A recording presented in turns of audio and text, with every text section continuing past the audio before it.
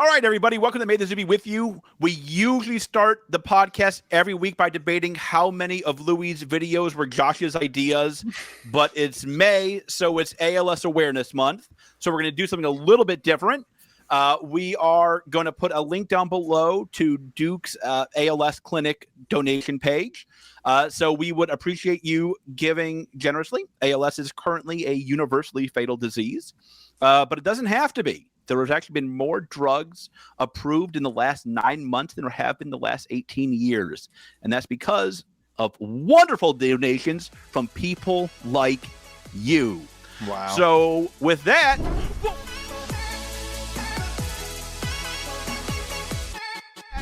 Whoa. Welcome to MTZWBY with you, America's most favorite MTG podcast. We are just one step more sane than the regional banking system. I am, of course, joined by the man... What? That's true. That's true. Like, we are one step better than regional banks. One step more stable. Half step. Yeah, half step. That's fine. That's fine. We'll take it. I'm, of course, joined by the man who only does the MTGs podcast, MTGs content, MTGs everything, Josh. That's all he does, baby. Just magic. I am also joined by America's #1 TCG content creator, the man who knows the best way to play a card game is with origami, Louis DeGeorge. What's up, everyone? And we are joined by George. George, thank you for being here. Thank you for Why don't you ever give George anything cool?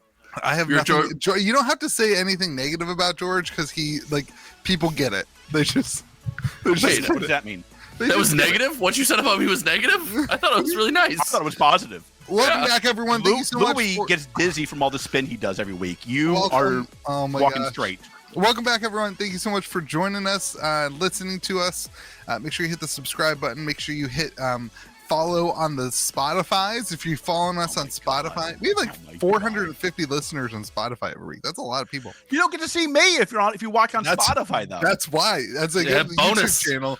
Bonus content. As people come to the YouTube channel, the Spotify numbers go up because they leave and they go, they listen. Oh, they're like, oh, Louis too fat. I get it. Continue. Yeah. Louis covered your face last week, and the viewership was crazy. I went wild this week. All right, here we go. We're going to talk about Aftermath Bloodbath, the Aftermath set that comes out this next week. We're going to talk about the Yu-Gi-Oh! Yay.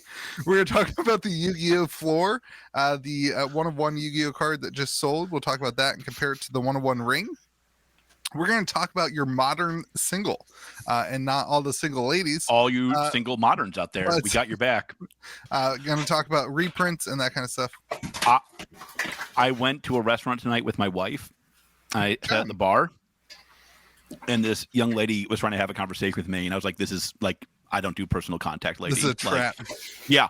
Get me out of here. Get me out of here. Was a test? I didn't think of that. Do you think your wife was testing you to see if you had hit on a young modern lady? Maybe. I didn't think of that. This is the big brain stress I don't think about, I'll be honest. Do you think she wants to keep George around that badly? Anytime a girl talks to me, I just assume it's a test. Like, you guys have girls talking to you? There's no chance a girl wants to actually talk to me. This has to be a test from my wife, who would never do that. All right, I gotta do more indie TCG. We're gonna talk about USA cryptics being printed in USA. We're gonna talk about that. We're gonna talk about Sorcery is Dust, their new Dust program. Cold foil on every pack in Lorcana, so that's happening. And MetaZoo's got the beef, so it's gonna be a fun and just amazing time. So make sure you stick around.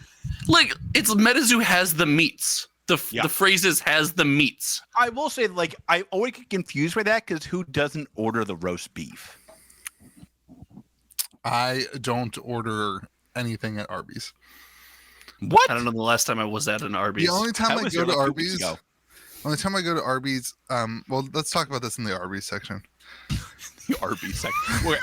We will now add a fast food section every week. I'm in. Continue.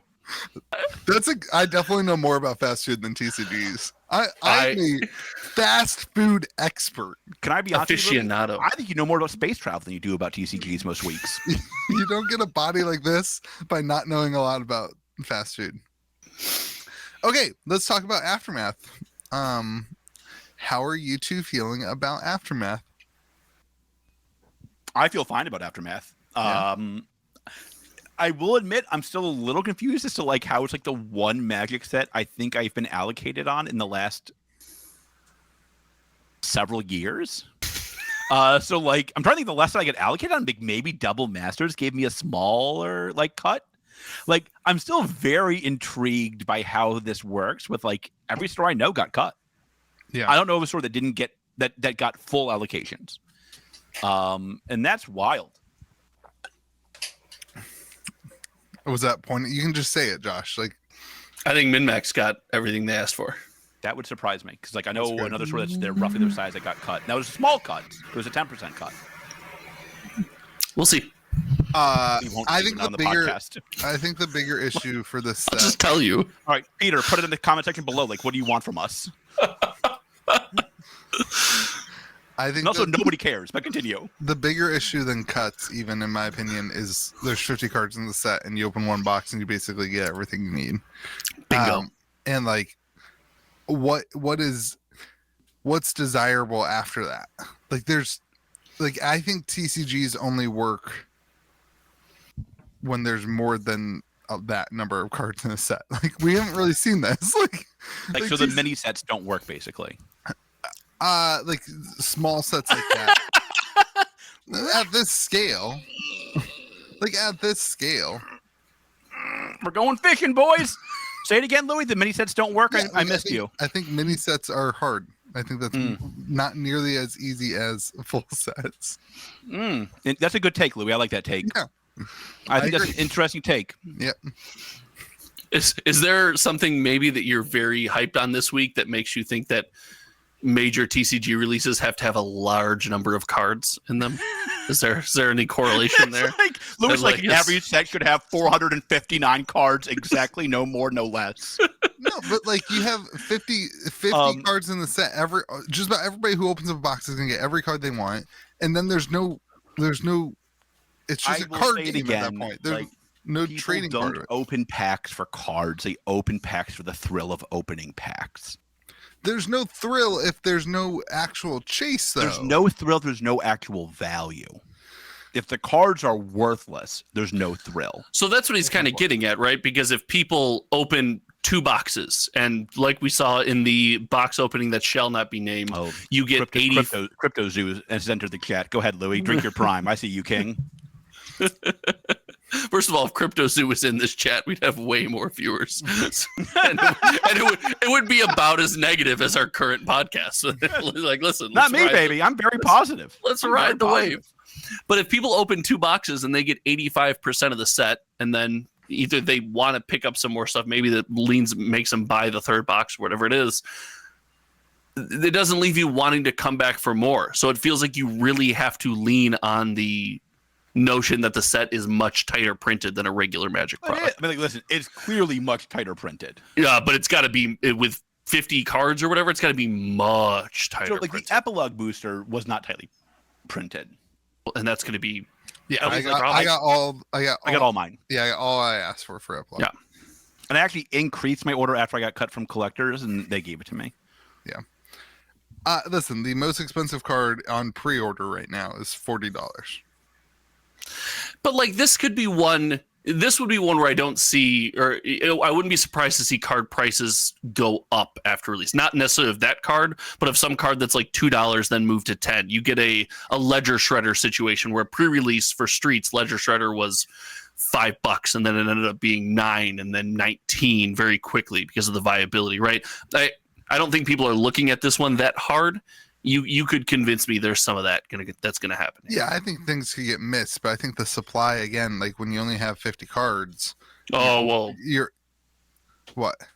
The supply of Streets of New Capenna was pretty vast, if I remember correctly. That's fair. So and listen, I'm with you, but I think you have to lean into the short printing, or not short printing, the print run tightness. I think what we're going to see here is, does it work anymore where Wizards prints full art foils and tries to make them special, right? If collector boxes are a tighter print run, the full art hit that's foil that we have now trained ourselves to overlook in a regular collector box, is that now coveted because it comes out of a collector box that is shorter printed and maybe less opened. Can we get back to that? That would surprise me. That's going to take a lot. That's going to take a lot. That would surprise me. I'm listening. Like TCG fans are now trained to look for foils, and they're now trained to look for the highest end foils. Keep that, and like, keep that you know, energy. like we can go back and forth if that's a good thing, a bad thing, what it says about us.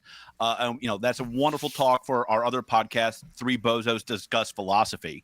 But like, you know, at the end of the day, like that is what the consumer has been trained to look for in every TCG. In every TCG. I have it. Don't let me forget it. I have our podcast name. Just say it. Three Fat Guys Theorize. That's our next podcast. Three Fat Guys Theorize. It rhymes. Well, and we just talk about BS. Kind of rhymes. We just talk about BS. At all. Fat guys and theorize? That rhymes. And then all right, Eminem. It's a slight rhyme. It's like a morbidly obese Eminem. Relax.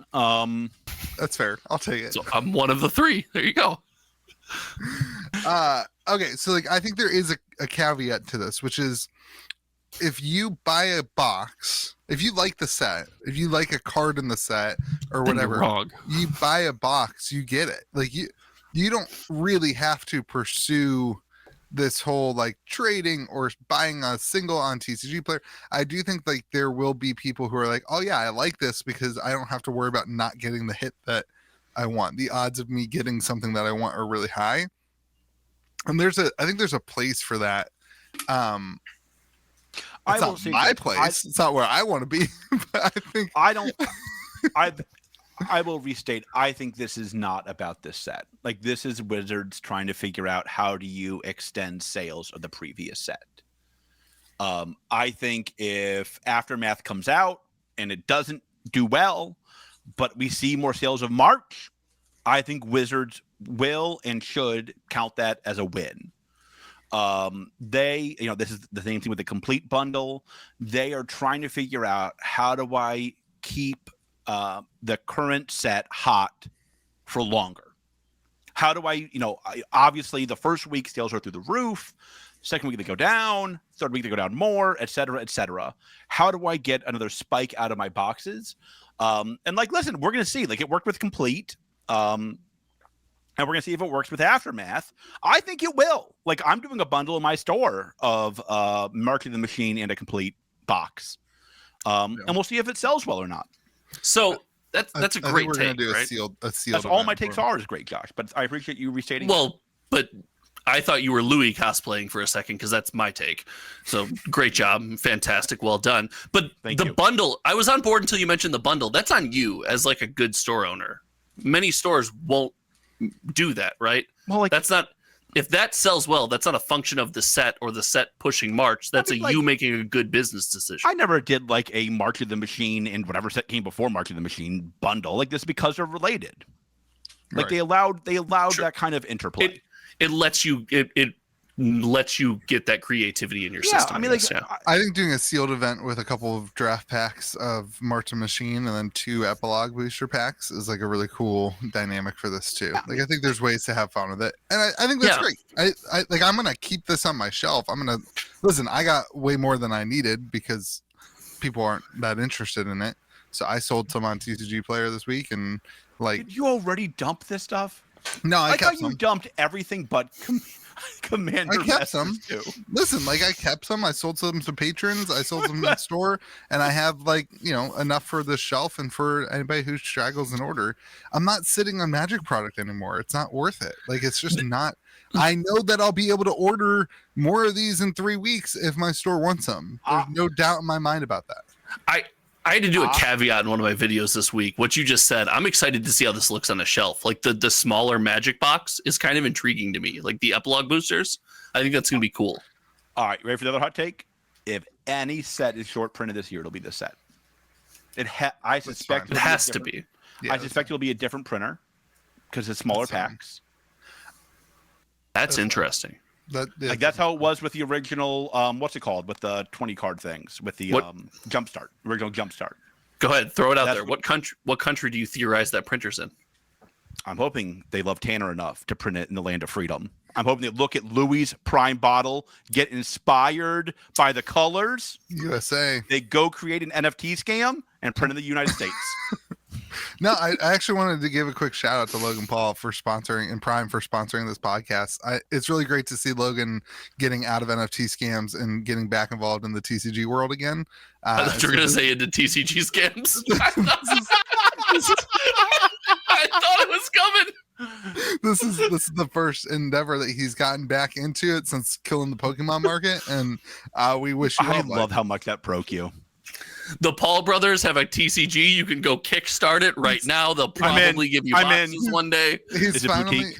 It's boutique. He's getting out of this stupid WWE stuff that's a waste of his time and getting into TCGs again. You know? Why do you hate money so much? Why do you just Do you not like despise money? So I grew up with wrestling as like a big part of my like formative years. Yeah, I love wrestling. I can tell. I love them wrestlings. Now, were you talking TV wrestling or like backyard where you see No, on no, YouTube no, with no. the I mattresses? didn't grow up and, in West Virginia. I'm talking about like on the TV. Like, you know, Listen, we had Sting was obviously the GOAT. You guys have to come to the what is the thing I went to, George? Remember I told you? Oh my God. Rough no, and I remember Rowdy. You have to come to Rough and Rowdy. We got to go together and do a podcast from Rough and Rowdy this year. what is it? I can't even say. Is it backyard wrestling? In between backyard wrestling and TV wrestling, but a lot closer to backyard Yeah, wrestling. it's put on by Barstool Sports, and it happens in West Virginia. And it is. I'll go. I'll show that man how to do a pizza review. I'm in. It is. Wow, we are really calling out all the major content creators today. I'm all in. Like, listen, he's too in shape to know shit about pizza. Sorry. I agree. It's all one bite. Everybody knows the rules. This is not the first time we've dissed David Portnoy in this podcast, George. We've Is done that that true? before. Yeah, we've I done love that Dave before. Portnoy. I don't remember the context, but I know we did it. I remember he's I on love the Dave hit list. Portnoy. He's like one of fantastic. the very few business people like I like absolutely admire. Yeah, but he's too thin to review pizza. Okay. I don't trust him. I'm not. I agree with the pizza. Me and him have different tastes in pizza. Back to Aftermath. I'd rather talk about Dave Portnoy, And pizza. and I'd much rather talk about pizza. I've brought up this take, but I was wondering if you guys have thought about it anymore. Do you think that they are going to eventually move to this size collector box and the size epilogue or the size set box? No. And get rid of the commons in the two to save costs and lower the price of their box? No. No? No. I also like it doesn't cut the cost by anything meaningful. You don't think so? How It many ha- cards are printed? It halves their number of paper amount How of much paper do you they have think to the use. cards cost them? What fraction of a penny? I do you mean, think they printer cost? time. No, I mean, all that. all the stuff art, costs all money. the art for those cards too. Well, They they're have to still going to do the have. art Yeah, for they're the still going to do the for cards. the draft. They'd still do the cards for the draft. I guess and all that's that true. stuff. Yeah. But Yeah. like the printer time that it takes to, I mean, you're using half the amount of, we talk about all the time that printer time is such a valuable resource for these Yeah. companies. Something tells me Watsy's going to cover that. It's my gut. I was about to say, I think there's a That's queue, like, and they that's got the an fast issue- pass, bro. Yeah, that's an issue if you're, Louis, don't let them and Pokemon have a fast pass. If they're like, oh, we need something printed, printers There's are like bumping some of these indie TCGs to. Pokemon Now, has their own printer. Pokemon bought their printer. and you can because tell of this issue. based on their hits. See, Wait, is that why none of the hits got into the boxes? Because they managed that process? Pokemon bought their printer, Millennium Print Group, because of this issue, because of like the competition for print time. Like that's not a wild take to say that this would reduce the amount of print time that they need for printing. Okay, I mean, like, so if they wanted to, Watsy could easily buy their own printer as well. so like so so further prove my point, right? They're a public multi-billion-dollar company. Like Because they're now they're not even competing with Pokemon to jump the line. That's true. They're competing with no one to. If they say we need this done and we need it done now, Watsy's gonna get it done. They're competing with themselves with Secret Layers. Oh, I forgot. Love- That's your dead internet theory of magic. I forgot about that one. Hey, it's worth mentioning. I like the new Secret Layer model where it's once every season or whatever. They all just come out instead of like every month. There's something new. I tell myself every day to stop ordering Secret Layers, and then like at the end of the week, I'm like, damn it, what did I do? I ordered a Secret Layer. I hate myself. It's terrible. They don't display well anymore, though, in the envelopes or whatever. It's not as envelopes now. Yeah, but they are, as a store, it's kind of a better thing because it's way easier to store and easier to ship. They used to come in the banger boxes, though. Yeah. I miss those ones. They come in little envelopes now. They didn't look that great on the shelf anyway in their white and black boxes. Like, what's wrong with simplicity? Yeah, that's gorgeous. Minimalism. Simplicity. Takes on Aftermath in 2 weeks. What's a collector box of Aftermath worth in 2 weeks? What's it at now? $199.89. Lowest price is me.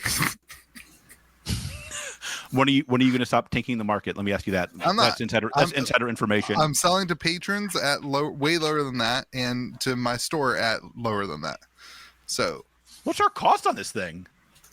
I'm not taking your word for whatever you tell me. We're really doing this again. What's our cost on this? What do you think, Josh? Where's boxes? $165. $165. Stop it. Go ahead. I think that this initial supply, if they don't it was allocated pretty hard. I think initial supply we could see like 180 in 2 weeks. The question is, the question is, do they bring in more boxes? Like, does more boxes hit in 2 weeks? And if that's the case, then like if shout out to third sponsor of the channel, if MVP Sports starts having to sell their boxes on TCG Player, like we've seen, our cost is pretty low on this. Wow, that's crazy. Yeah, if MVP Sports starts, dumping this, like that's where things get a little hiccupy, I think.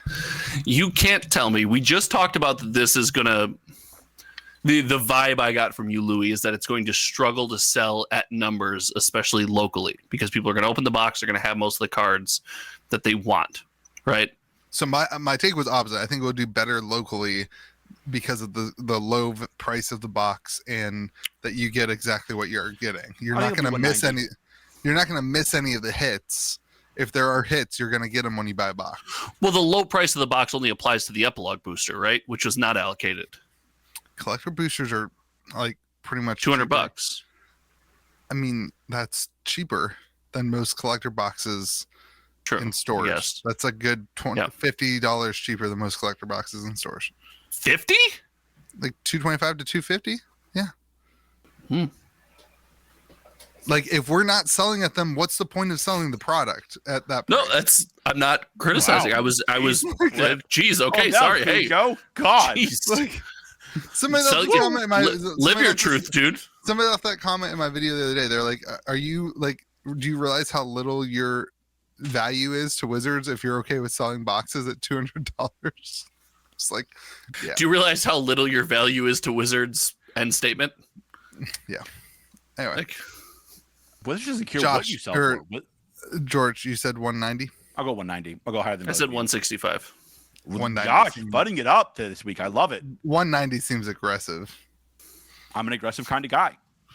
There was 3 sales today at $199 on TCG Player. I gotta tell you, tracking the sales of this product has not been very inspiring. I got the faith. I got the faith in WotC. All right, let's move on. We are now entering the next topic. Yu-Gi-Oh! Floor. So the 1/1 Yu-Gi-Oh! Card sold this week for $311,000. After 10,000, there were more canceled bids than dollars were bid, I think, in this one, weren't there? Wasn't it? Didn't it originally sell for like $1 million and the bids got canceled down to 300,000? I saw in a Facebook group somebody was like, "Did anybody else bid on this?" And everyone was like, "Yeah, I bid. I bid."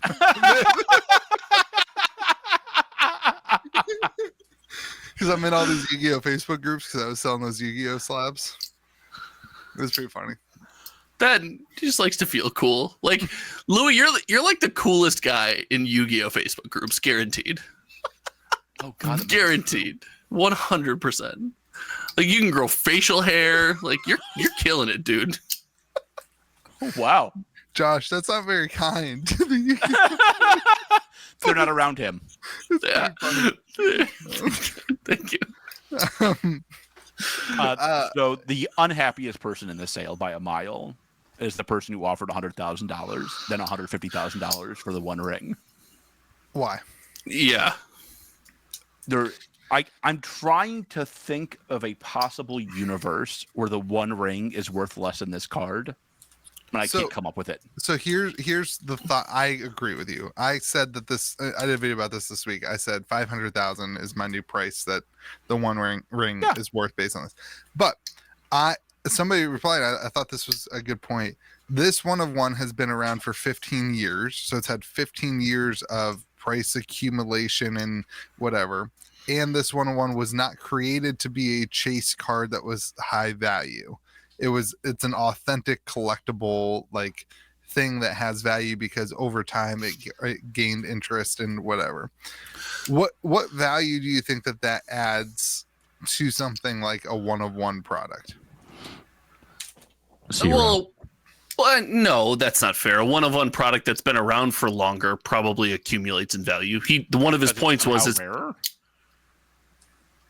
Is it what? Because it's rarer. It's still one of one. Mm-hmm. I mean, sure, but it's also been around the cards get more valuable because they get more rare. It's not just like through the power of hocus pocus and magic.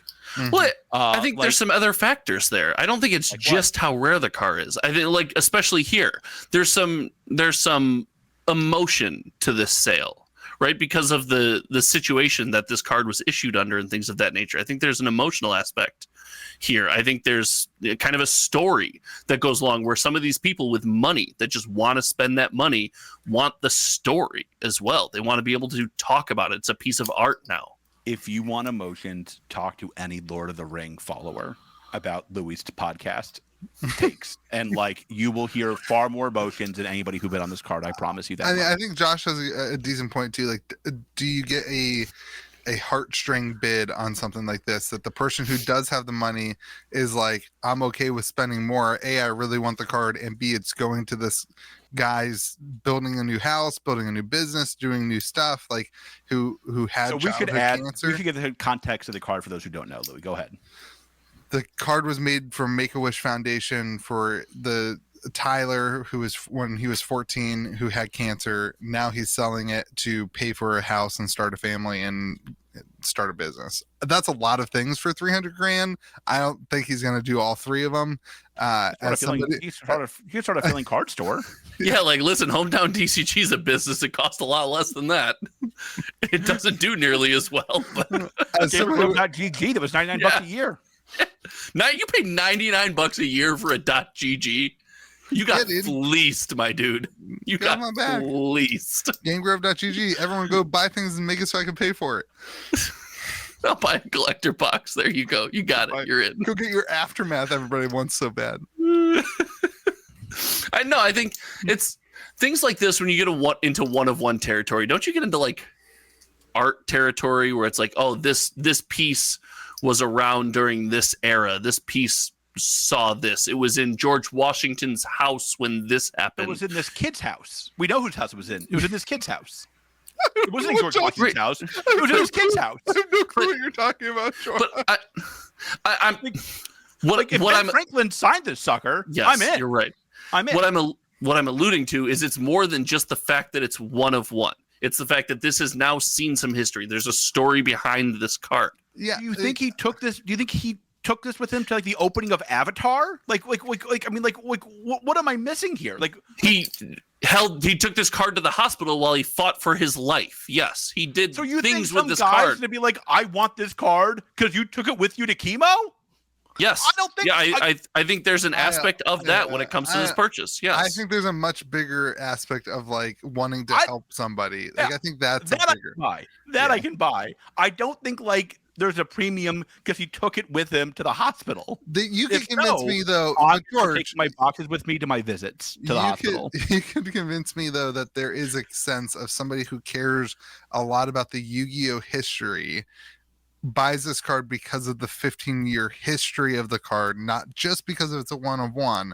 Like I said, the story. There's an increased value in the history of the card, which you don't see with the Magic card. Now, that being said, Magic in 15 years, the Magic card will have the story, and it's only if it goes to the hospital with somebody. That's my test. bigger, Magic is certainly a bigger community, right? Wait, I have a question. much bigger. I have a question. If you buried it with somebody, took it to the morgue, not just the hospital, would it be worth more or less? Nothing, because it's gone. No, you dig it up. You dig it up. Well, that's just morbid. I don't think I'm grave robbing for a Yu-Gi-Oh card. No, for the Magic card. For the Magic card. 300,000. Oh, for a Magic card? Hold on. For a Magic card? Sorry, Grandma. What's a Move over. $300,000 Yu-Gi-Oh card? I don't know, Allegedly. man. I don't like. I have never once considered like You think what this was my show card bid? has seen. You think the Yu-Gi-Oh card's show bid? Of course, we know it was. It was $1 million. 70% was nonsense. They got rid of a bunch of the bids. You think 70% of the bids were fake, apparently, according to them. Isn't that when the bid happens and then they're like, oh, never mind? Isn't that a pretty big indication of something like that? So what is the accurate price then in your mind? I think 300,000 is fine. Yeah, Okay. what I it think sold that for. strikes me as reasonable. Because that's when all the other bids went away and the last man Yeah, I think standing that's got the reasonable. card. Okay. Okay, so this card has value because it's a one-of-one Yu-Gi-Oh card. I don't think people care one iota what the card has seen. I can be convinced that they want to help the kid out. Yeah. I can be convinced of that. They're like, oh, I want to buy this kid a house. But like even then, like is somebody who was going to bid 280 now bidding 330 because of that? Like maybe. Yeah. Like that would like. All right. How many people are going to bid on a $300,000 card? And how many people care about this kid? What does this do for the Magic card? It sets a floor. Yeah. It's just like a It hard has to. floor. It It's has just like a to, very right? hard floor. The Magic card has to be worth more than this now. Has to be. There's also more than one of one in Yu-Gi-Oh. Did you guys know this? There's more than one of one in Magic too. What's yeah, the I don't know. You did a whole crappy Bob Barker video about What it. have those There's- cards seen? There's one more one of one in Magic, and then there's the one that doesn't count. The one that doesn't count is like in the Japanese tournament center. It's like it was gifted to the tournament center, the DCI The tournament. coolest part of that story is they destroyed the print plates. That, or whatever. No, that's from the 1997 World Champion. Is that the one? That's the coolest part of that card. That's the Yeah. coolest part of that card. So there's one more, which is the World Champion one, and then there's no other one of ones other than the DCI one. So, but in Yu-Gi-Oh, there's like 4 or 5 of them. There's like multiple that have been made for different things. So has Yu-Gi-Oh just been GOAT for a long time and nobody noticed? No. So what's going on here? No, they have hits in their boxes. So, what's your new price? I said the whole time $500,000. I've said this some the gecko has $500,000. And I think that's low. I think this will sell for 7 figures now. Wow. You're thinking this card brings more than $1 million. Yeah. Like here's my rough thinking. You don't think so, Louis? No, I'm I you know what? disagree with you too. I'm going hard team. This card never sees the light of day. Oh, what a cop out! Of course, it's like That yes, is okay. that is a cop out. cop-out. That's way to What a abstain from the chicken conversation. move. No wonder you love that prime beverage so much. Like, what a cowardly move! I mean, I that already was said on your part. 500,000, but like, I think this card sits in a box for the rest of eternity, and every day I have the urge to open up a collector box that's on behind my shelf until the day Wait, I you think you're die. not going to put it in the box? No, I think it's in the box. I just think it doesn't get open. That's the So, worst like, take that I hear. Very It's famously, not in the box. there's like the one-of-one Steph Curry rookie card that's ever been pulled. It's never been seen, at least, and that'd be a $7 to $10 million card. That's crazy. You don't do business on the internet. It's on the shelf at Compete Sport, isn't it? You just don't tell anyone. No, you'd never see my fat ass again if I had that card. I can promise you that much. Where did George go? He opened the Steph Curry 101. He's gone. He's out. He dusted. I like how long that took, George. I That's like the that. best part. All right. So if it sees the light of day, Louis, what's the price you think it goes for? I think 500,000. I think it's going higher. The Magic community constantly surprises me. I'm going to go the opposite direction. I think it goes less than the Yu-Gi-Oh card initially. So to me, it's not the Magic community that does it. It's the Lord of the Rings. Yeah. So Now if I open it, I'm going to take it all around on a tour of all the historical sites to increase the value. I'm going to say that right now. What is it? Some popular Lord of the Rings YouTuber said he would take it and get it signed by like the original cast. Don't do that. Don't do that. Don't do that. Don't do that. Whoever you are. Listen, I actually stumbled upon we should have talked about this a couple weeks ago. I stumbled upon a YouTuber who was not a Magic YouTuber going through all the cards that were spoiled already. I reached out to him about doing box openings when the set goes live. I think we're talking about the same guy. That's hilarious. Yeah. What? Don't worry about it, George. I don't know who he is. You're not. What does he do? He's a Lord of the Rings YouTuber. I don't know how else to explain this to you. I can see the smoke coming out of your ears. I know that you're working overtime. He's gonna open the box for you and be like, "Oh yeah, it's Lord of the Rings card." He's going to talk about the Lord of the Rings callbacks because Josh doesn't know him. How much will it increase the value of the One Ring if he opens it? Well, I don't think it will because I don't think he'll sell it. But plus, does he work for SGC? That's a good point. That's a good point. I didn't think of that. SCG. Dang it! I ruined my own joke. Idiot. We knew where you were going. Yeah, I wouldn't be surprised if the community shocks us and goes lower. No, than I the think it's gonna Yu-Gi-Oh be card $1 here. million. I think it could go for more than $1 million. That's awesome. It takes three. It takes three people all thinking it's worth more than $1 million. You're one of them. I am definitely not one of them. I have no interest in this card. You think it's worth, you're just not willing to put your money where your mouth is. I would absolutely sell this at that price. Yeah. I would sell this at half that price. I would definitely make sure it's light of day, though, just to prove Louis wrong. There you go. That's very bold of you, George. I would sell this cardboard piece for $1 million. I'm that kind of person. I mean, like, listen, I think you're going to get my gut. You're going to get 2 Lord of the Rings fans and 1 Magic, and probably 2 Magic fans who are just like going absolute nuts for it. That's my gut. I'm getting that trip to New Zealand before I sell it, though. Yeah. Oh my god. No. Do not give. Okay, is it PSA or BGS? No. Oh, do not do this. Whoa, hold on, George. I'm getting there, and then I'm saying, "Oh no, I'm not handing you this. I didn't even bring it with me. Bring it with me. Thanks for the trip." Like how you won't even crack it out of the slab. You'll just be like, "No, I'm not handing this over." Oh, I'm not even bringing it. What do you mean? What do you mean?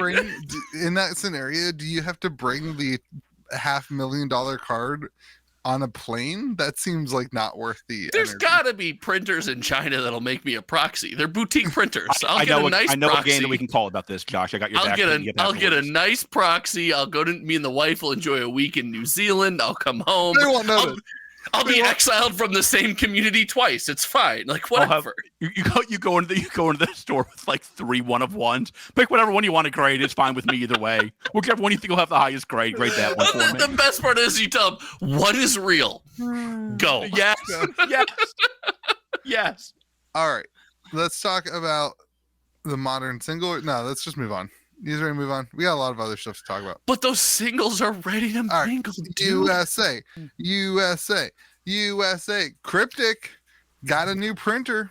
Got all my modern decks down for no reason. Louis, I have one question for you though. Will you still try to fist out the cards in the next set, even though they have a new printer? Yeah, I will. Because that was easily my favorite box opening ever. It's like not my fault. It was actually the only thing I've enjoyed watching you do more than try to sleeve a card was fist that card out of that opening. Why is it fist out? Why is that? Have you seen that box opening? Yeah, but why is it fist out? It's like the world's most deranged Spider-Man motion. Oh, my wife gets a shout out here. She got me to this section? Yeah, I knew. I knew I was gonna need this, and she got me an extra beer because she knew, and she bought this because it looks like one of my cards. This section about Louis fisting the card sponsored by Josh's wife. You got it. No. Josh. Because she knew that I would need alcohol. Don't touch it, George. I was about to say it. I was about to say, don't touch it, George. And then you went there. You two are ridiculous. Why is that?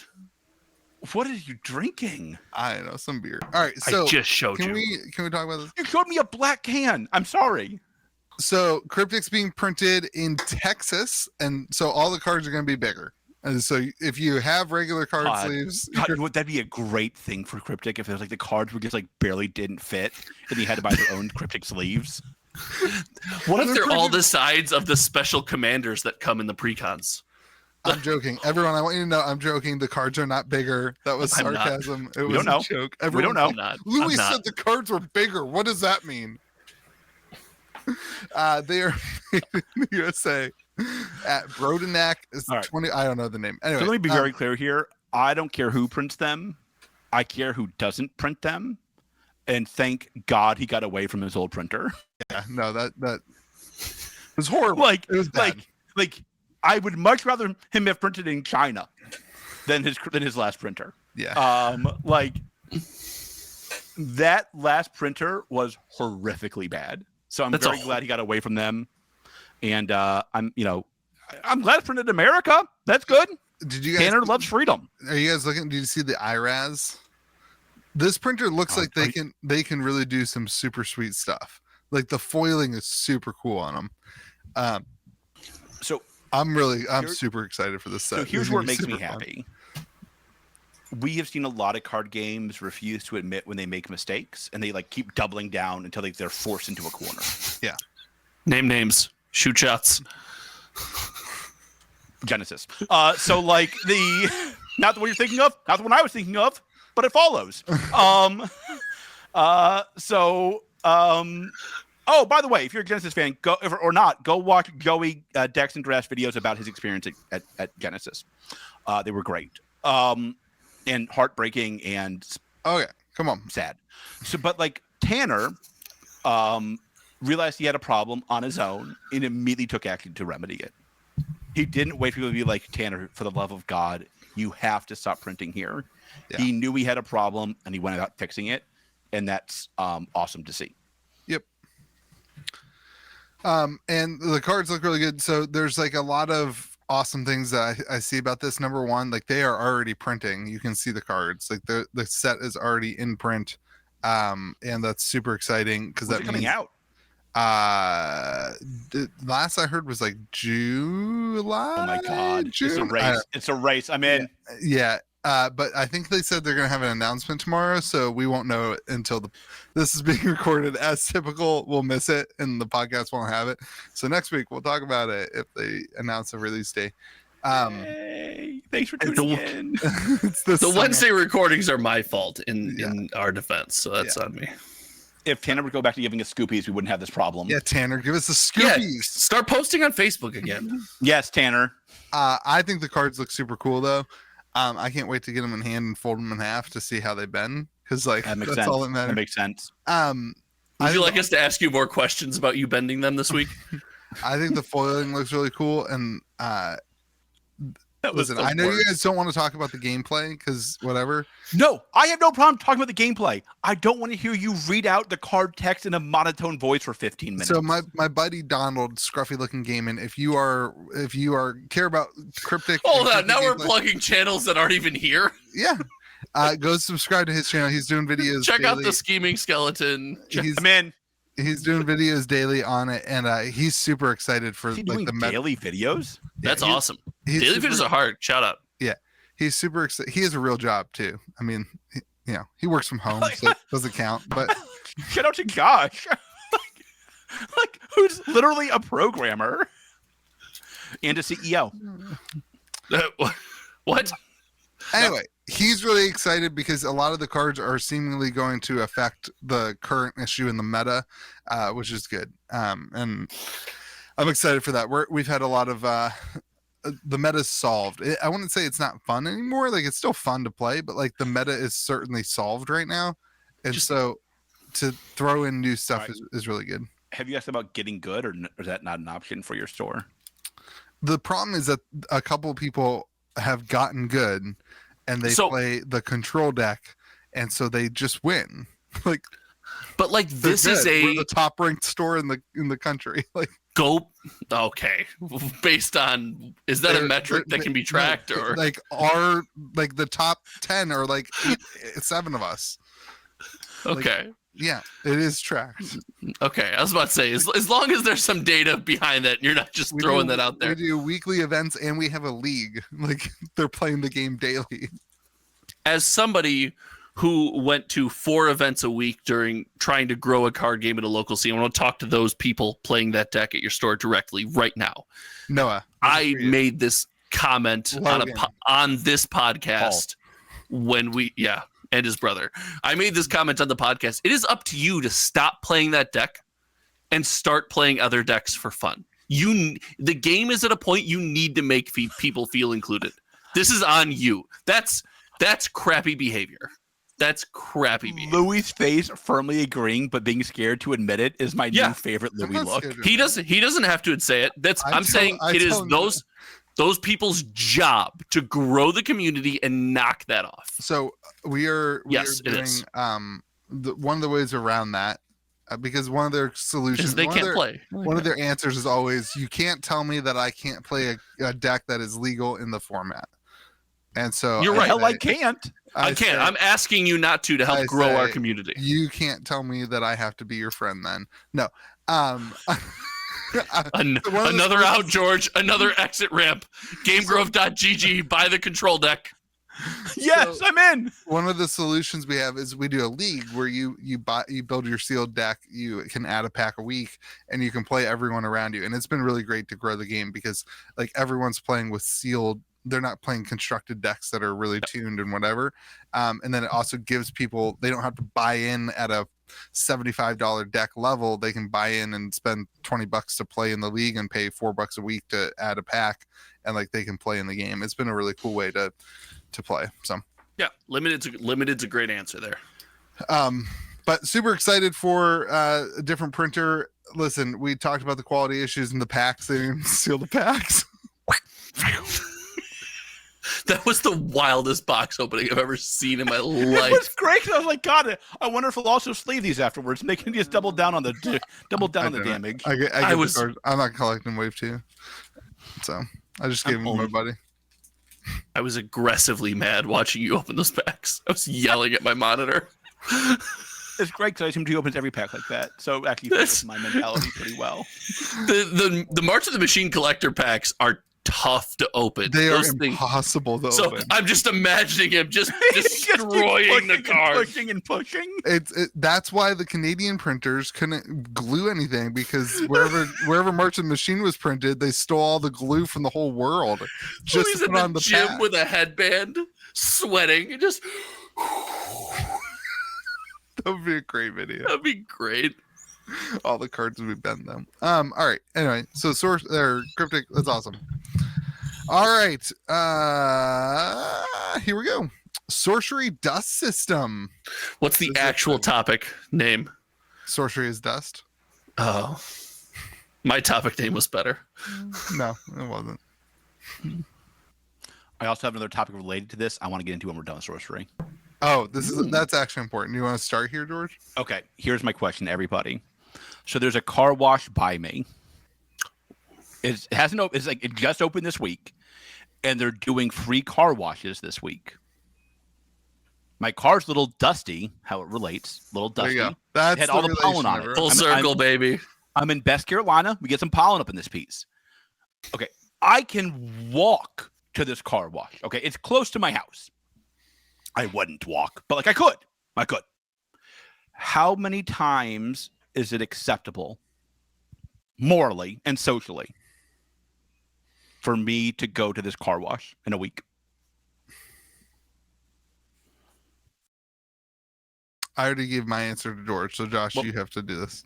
I gave my answer as well, so go ahead. Oh. I said that there's no non-acceptable answer. I said you can go to that car wash as much as you want. You can just keep going So because it's a free We- car wash. We had the same take, but you screwed it up. You managed to screw it up. Why? The limit does not exist. The limit does not exist. So I went there to get my car washed. I was like, all right, let's see how it goes. And like the problem is the pollen gets stuck because the pollen's a little sticky. So I went through again. It's free. And then the pollen was still there on the other Pollen side. was when you still got there. out. So I came home, told my wife about the free car wash. Then we both went to the free car wash. She was like, "It doesn't look like you got your car washed. There's pollen Bingo. all over it." So then I went, pulled in, and I got my car washed again. And this time I scrubbed down the car afterwards to get the pollen off, and I went through again. So that's 4 in one day. Okay. And I should add, when you scrub down the car, they also have these free air fresheners that you can grab. I got like 50 of them. Oh, see, that's too far. You can only get one air freshener per time that you go through the car wash. Yes. They're in that's a fine. clump. They're in a clump. Why can't they take more? Now, you listen. This is like Halloween. You can go around to that. You have to go all the way around the neighborhood again to get another piece of candy from the Okay. guy that leaves the box out at the end of So- the driveway. Does it You can't change your just take opinion? a handful. You have to keep going around the neighborhood, and every time you pass it, you're allowed to get one Yeah. more piece. So does it change your opinion at all if it's like the air freshener has the logo of the car wash? So I'm also doing some free advertising. No, No. that No, actually no. probably makes it worse. And it makes it more expensive for the car wash. And you're also taking away advertising that they would have for other No, people. there's tons of them. There's hundreds. There's thousands left. Well, There's a then, bounty. like this, listen, this business is going to fail. They overprinted air fresheners. Like, No, that's not true. Every car wash is just a front for money laundering. Haven't you seen Breaking Bad? Yes, 100%. George, this what's the one thing I asked you? Is this a mom and pop car wash or is it a corporate chain? No, I think there's a very hard ethical. Like for me, I would not do this for mom and pop car wash. I'd go Yes. once. Well, that's why I asked. It's a chain. It's a chain. Screw these fat cats. then- Down with the man. Let's burn it and- to the ground, baby. And the number of times you can go through that car wash is N, Let's which reprint is the reserve limited, list. limited based on the amount of time that you can move through the car wash. So I am shocked there hasn't been a line for this. Like I've just gone right. It's like the anti-Disney world. You just walk right Now, in. That's why you're not getting anything done. You're doing circles around this car wash. I told George that he should start a box opening channel, and the whole box opening channel should be that he only opens a pack if he's in the car wash, and so he just keeps going in a Just go circle. around. YouTube Shorts. I need to sort. All right, sorcery. You have your mission. Okay, let's talk about sorcery. Sorcery is dust, is pollen, is sorcery. So sorcery announced this new thing on their boxes, which is super cool. When I read this, this was one of the coolest things I thought of this weekend. There's really cool stuff this weekend. Go watch all the box openings and that stuff. But they have a code on the bottom of their box. I already redeemed mine, everyone. I already redeemed my code. Pretty cool. You're just How- throwing it in how do you everyone else's redeem face the that they code? don't have boxes yet, or Yeah, Um, congrats. I already Sure. redeemed mine because I got my boxes. Us and Well, I 3 other tested it, people and that are my it's friends. It's super easy. So you redeem your code and you get dust. You tested putting a code into a web page. Yeah, I wanted to It be able to was go to this super- podcast and tell you guys it worked. It was easy. Did you flex the web page? Did it bounce back? No, I should have tested that. I'm sorry. That's something only a coder would do. You got to bend the web page. But it That keeps follows. track of the number of boxes that you open, and you get basically rewards points for opening booster boxes Okay. on their website that are redeemable for whatever. And then additionally, if you go and play events at a store, if you do other community things that they're going to have, you additionally get more dust that you can redeem for we don't know what yet. Thoughts, questions, concerns, complaints? George, you go first because I have the Eeyore take here. I think course this is you the. I think this is like the coolest thing that a new TCG has done in a very long time. I think this is really cool. Okay, let's go over dust. Then I have a gripe. But like for the dust part of this, I think this is a really cool idea. Also, shout out! I opened a starter deck of cards of sorcery, and it was good. It was good. You got yours? Yeah, of course. Got the hookups. The cards were good. I did not chew them and lick the core like Louis did, so I can't quite get to that level of quality control issue. Like I don't know how it tastes or how well it folds into a swan, but the cards felt good. Like I think Dust, all these new TCGs have a problem, right? And that is like they have to find a way to innovate. And like sometimes that innovation is through gameplay. Sometimes it is through collectability or through like lifestyle, like MetaZoo. But like they all have to find a path. And I think there is an open path for a tech-heavy TCG.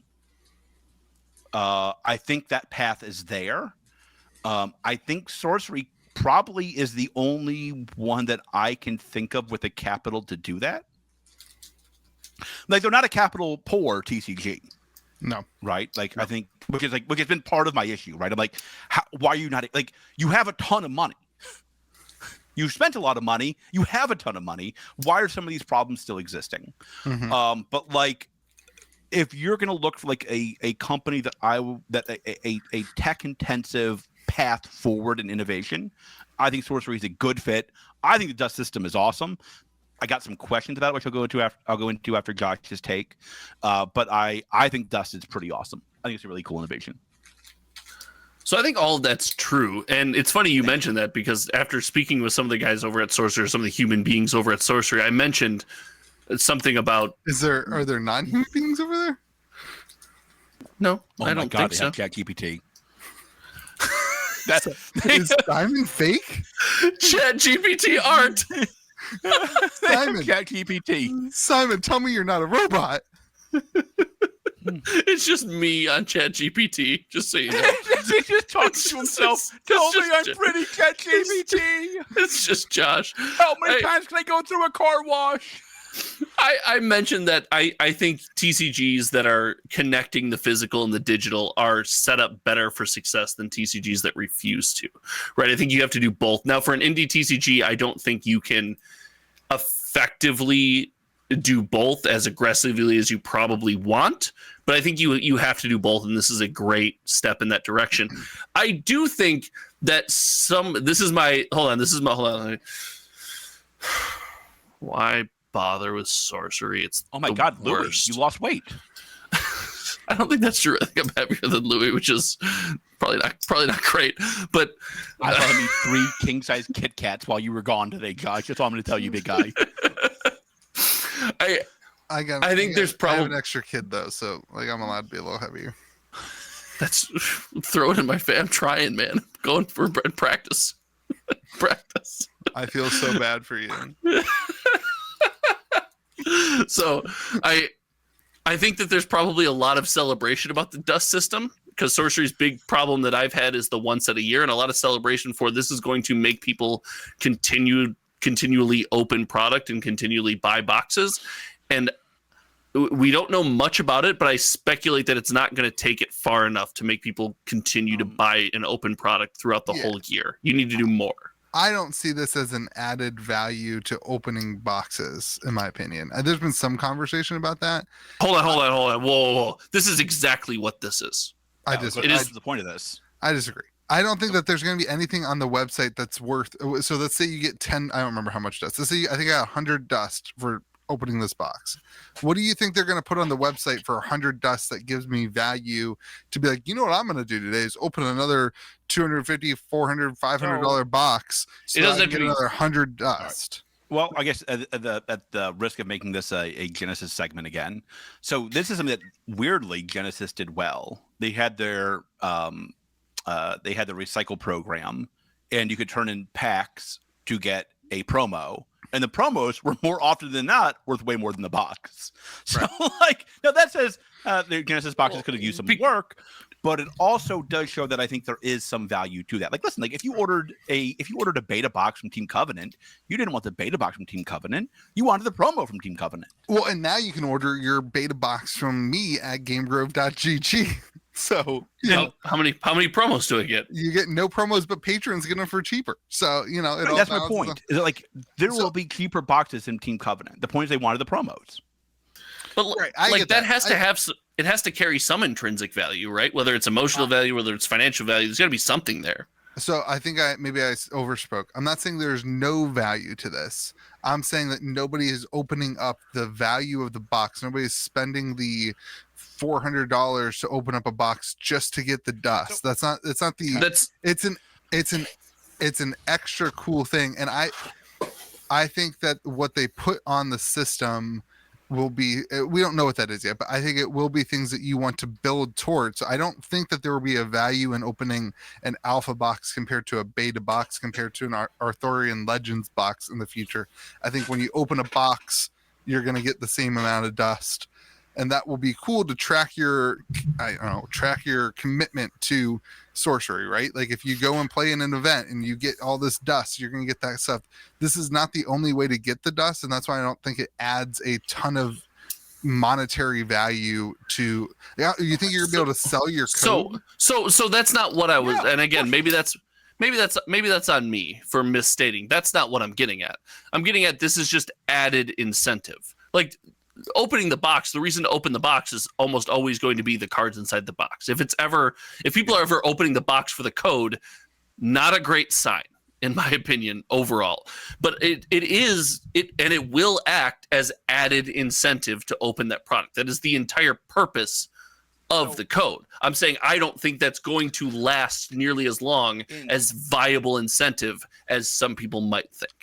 So that's where I think I don't think that is the purpose of the code. I think the purpose of the code is to open up sorcery to be able to innovate in the future. So here's some things that I think that we will see sorcery do with these codes in the next 5 years. If sorcery ever has a digital game, I think you'll be able to redeem for 100 dust, the same price of a box. You'll be able to redeem packs on the digital game. So now sorcery doesn't have to put code cards in each individual pack. They have a code on the bottom of the box that is redeemable at the end of, when you do it, you can get online, you can redeem it for some sort of online client if they choose to do that in the future. I think that isn't that just like way worse than putting a code in a pack? No, that's way easier. You don't have to scan 36 codes. But you also don't get rewarded for purchasing a pack. You've now priced out a large group of TCG players. And this is my this was my. If I could give any advice to our good friends over at Sorcery, they've got to fix this communication problem. What's the communication problem? I have now they have a distro. They open up distribution in Europe for 8 days. Yeah.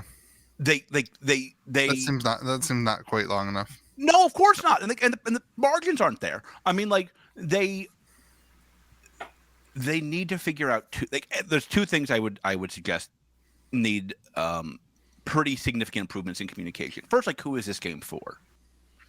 If you're expecting this game to grow through the LGS, you need to make that clear, and you need to start acting accordingly. I don't think that has happened yet. God bless GamerGrove.gg and Team Covenant, but if you're at Compete Sport, why am I going to carry the game when my customers have already bought a case from GamerGrove.gg and another case from Team Covenant for the promos? Well, have you reached out to the company? No. Why should I have to reach out to the company and be like, hey, where's distro? About it. Where's distro? I'm not carrying the game. Doesn't matter to me. But if there's another store, that's like Compete Sport, that's like another store, that's any LGS. And isn't an indie TCG's job to entice those stores that are open to carrying the game to carry the game? I never once had not sorcery, just indie TCGs in general. Yeah, I agree with that, but that doesn't seem to be their focus right now. They've said publicly that their focus is getting alpha in the hands of their Kickstarters. Okay, I think they have an obligation for that, considering that 6,500 people back their game, in a minute. And so they should be doing everything that they can to get those people their boxes before they're focusing on that's my point. It's why do I have dust for in-store events when you're incentivizing stores to not carry the game? You're not incentivizing stores to not carry the game. Of course they are. They just haven't started that. They just haven't started that process. They just have started. They have started online orders at several of our competitors, and then said, "You'll get it when I can get you distro information." And pre-orders open for 8 days. Mm-hmm. Don't tell me they're not incentivizing stores not to carry this game. You could say they shouldn't. That's fair. But Louis, if you weren't the second store that got pre-orders, I suspect you'd be feeling very differently, to be candid. And in fact, you felt very similar to this when it was Team Covenant first, I noticed. Yeah, Little like, tune change going on. Little tune change going on. I I wonder what happened. admitted that it is an advantage to getting pre-orders. Of course, and that's fine. I totally agree with that. But I like, also reached out to the company.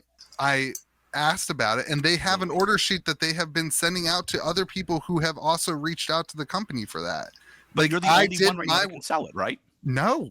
Who else is selling it right now? I have signed 0 exclusive. No, but who else is selling it right now? I have no clue. I haven't looked at that. I have signed 0. Louis, don't play me. I don't think anybody else is. Yeah, me neither. But no, like they have a whole sheet. They didn't make. You're the only one that reached out. I have no clue if that's true or not. You have no clue if that's true or not. I know other people have reached out, and so do you. I think, in fairness, I have no clue if that's true or not, George. You're the only one that reached out. Well, they had a whole sheet that they sent me as a result of reaching out. I assume that if other stores reached out, they would receive that same sheet. And in fairness, there's some onus on the store, right? Yeah, if you're going to carry TCGs, there's some onus on you to reach out to these companies because that's the difference. I don't think that's true at all. I don't think these indie TCGs can operate in the Magic, Pokemon, Yu-Gi-Oh world where it's just buy my product, don't reach out to me, shut the heck up. I think there has to be more communication there. I think the game has to reach out to the stores. I think it has to go both ways in that situation. But I mean, like saying that stores have to reach out to carry the product is like, I think just a wild take. I think you'd probably want to. I ordered Cryptic through Distro. I ordered MetaZoo through Distro. I would. And you didn't want to then reach out, say, hey, I'm picking up a new game. I ordered this through distro. I want to reach out to that communication chain to try to get as much information possible. Hey, what can I do to jumpstart my TCGs, if I'm being honest with you, Josh? Listen, maybe that makes you not the authority on this topic. George avoids conversation with TCG creators. Maybe that makes you not the authority on this topic. Louis, I think this is what there's now 2 stores that have now been allowed to have guaranteed pre-orders. And that's fine. That's fine. But then I don't think it's fair to say that they're looking at LGSs as the backbone of their community. And that's fine. I'm not saying that they are looking at LGS. Nobody is saying that LGSs are the backbone of their community. Nobody. George is saying if it's not, then they need to communicate.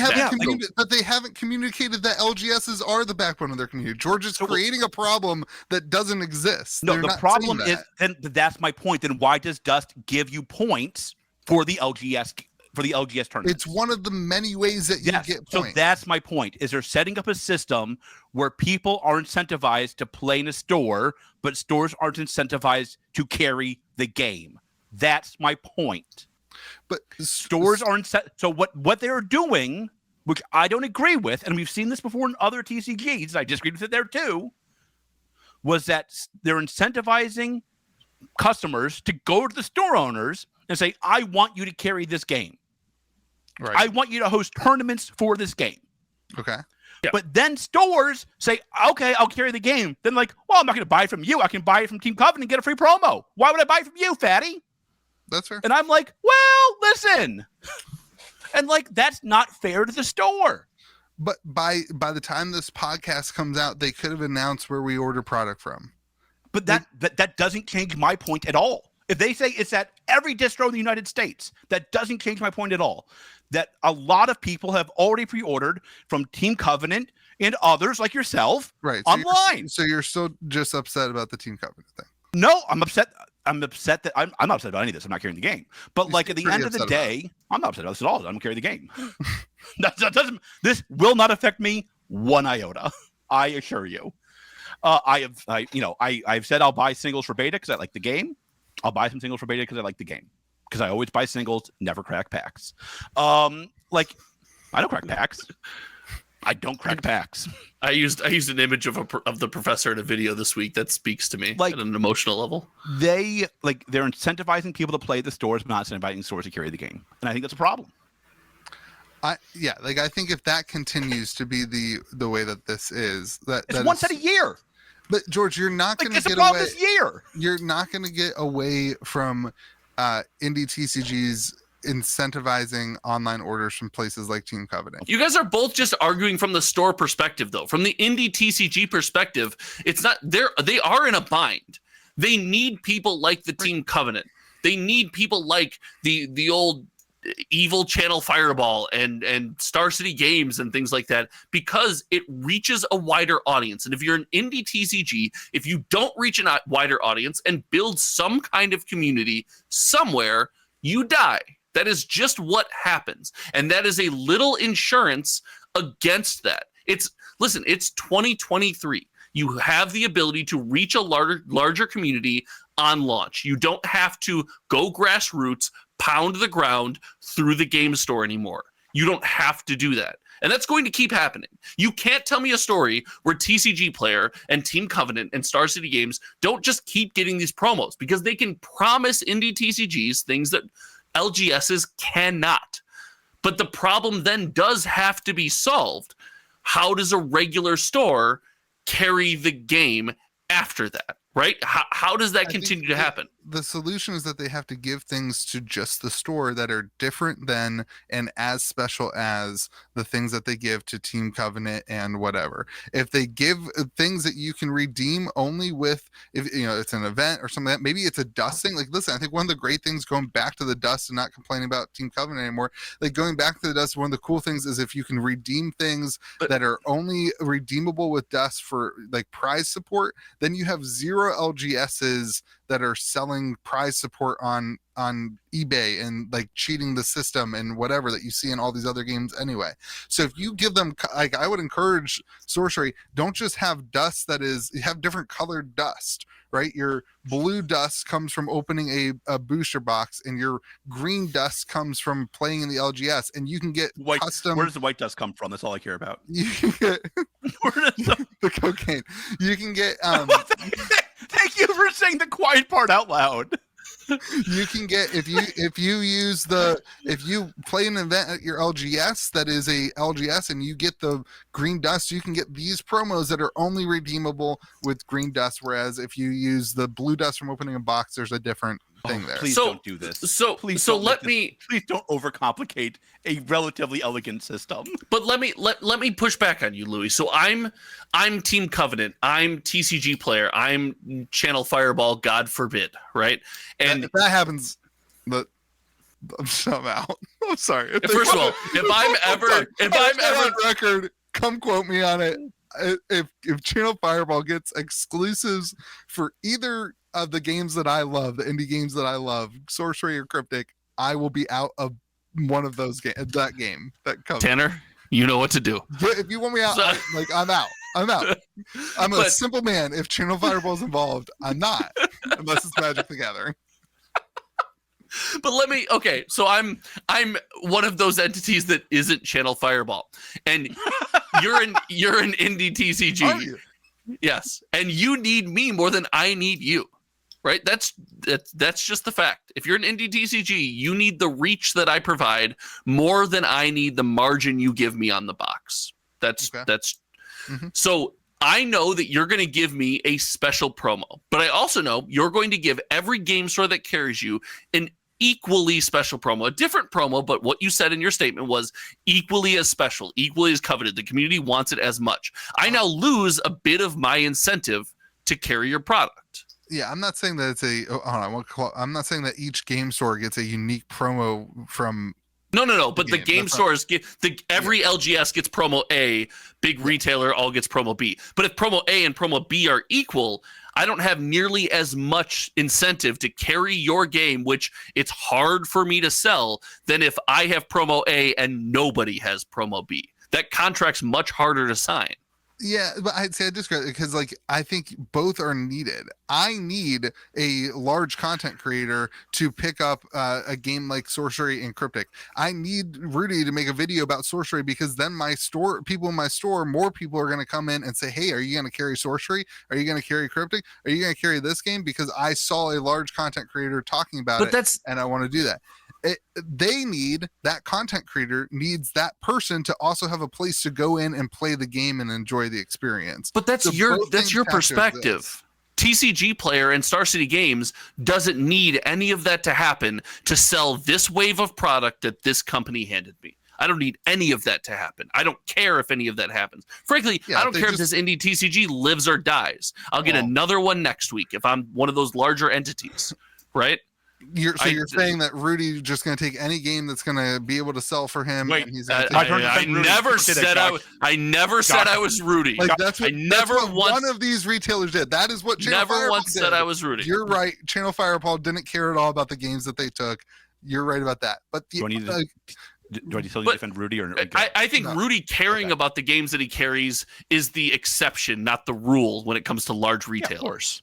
So I don't think that's a fair example at all. Has done a sorcery stream for every week for the last 6 months. Like they are doing all the things. Who is the other person who doesn't care about the games? We're talking. Do I need to defend Rudy again? Like it's just Channel Fireball. They're assholes. We all get it. God. This section got wild. Do they exist anymore? This section got wild. No, they're owned by eBay, so it's like, what are they gonna do? So, you heard it here first. Kitchen Table TCG says eBay is assholes. I guess by proxy, probably. They take a lot of my money. They take a lot of my money too. Okay, I think the dust system's cool. I think the system's cool. The other part of the communication is they need to go back to the weekly updates. They promised weekly updates that lasted for 2 weeks. Then it became monthly updates. They've done an update April 27th, May 1st, May 2nd. Go before the random date you started on, please. Okay, I started on April 26th. They did I started on April 27th. They did April 26th twice. They did April 25th, April 23rd. April Where are 21st. these updates? On their website under news. So I thought they were doing Kickstarter updates, which we talked about. Then they said this on Kickstarter. They were going to do Kickstarter updates. April 21st, April 16th, April 12th. This sounds like a pretty good update history. I also don't think this is accurate. What are the updates? I'm showing it on the screen, so whenever you go and watch the podcast, God, the fact that you're saying it's not accurate while it scrolls by your face is probably my favorite part. It's the most George thing I've ever seen.